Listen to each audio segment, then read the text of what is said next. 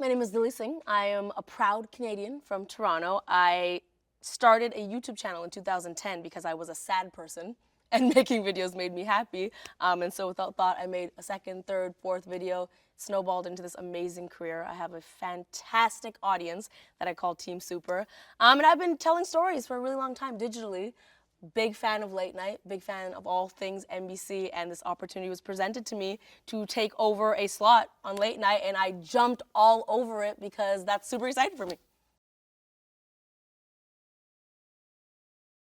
From my show, A Little Late with Lilly Singh, you can expect good vibes. First and foremost, good vibes. I am a big believer that people don't always remember every joke. They don't always remember every outfit, although they should. But they always remember how you made them feel. And so when people watch my show, I want them to feel light. I want them to feel positive. I want them to feel uplifted. So you can expect all of those things. Sketch comedy, some musical comedy, some great guests.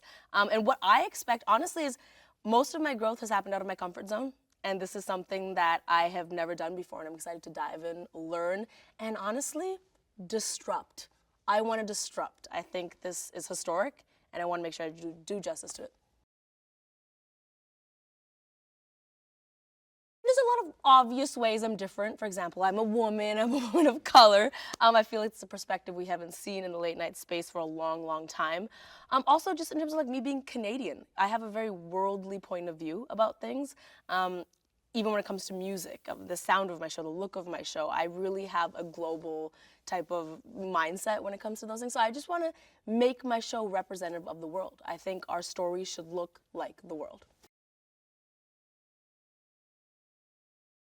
I think when I'm watching late night, things that move me are jokes I can connect with, stories I can connect with, when I can tell that the host genuinely cares about what they're talking about. I think authenticity, especially in today's day and age, is so important. You know, my rise on YouTube was due to that. It wasn't me putting on a facade of like, I'm this perfect person. I've always been very self-deprecating and flawed and always flaunted my flaws as well. And so I think that's really important. I think connecting to someone, whether there's a screen or not, is very, very important. I get this question a lot of, did you ever think when you started your YouTube channel it would snowball into what it is today? And the answer genuinely from the bottom of my heart is absolutely not. I mean, I remember vividly where I was and where I was sitting when I made my YouTube channel URL, and I was just like, this will be cute. I'll post a video. It'll be like a cute little embarrassing thing. 70 people watched my first video.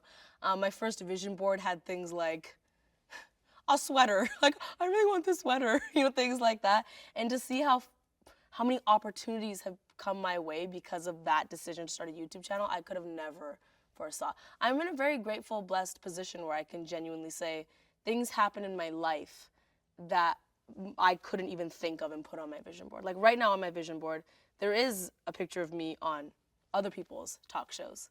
My brain couldn't even dream up that the roles would be reversed and I would have my own. So I'm super blessed.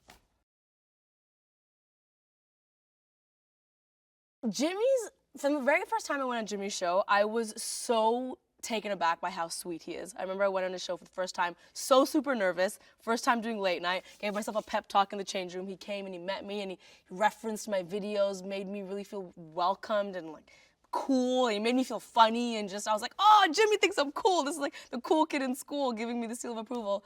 And he was like, anytime you need anything, any advice, hit me up. And I have for my show. You know, I've asked him about writers. I've asked him about how to handle certain situations. He's been so supportive. Actually, the first time I ever went on Jimmy's show, during the commercial break, he took me into the audience and introduced me to them, and we did a little Q&A so that the audience could become more familiar with me. And that meant a lot.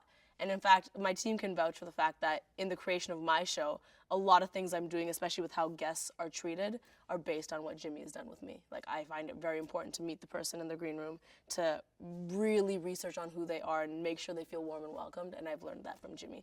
Seth, so I didn't know he was going to surprise me. Everyone was like, did you know that was gonna happen? I genuinely did not, and you can see it on my face. And I think that was so sweet for him to take his time to come and make that moment even more special for me. So I love them. I'm so grateful that they're so supportive towards me.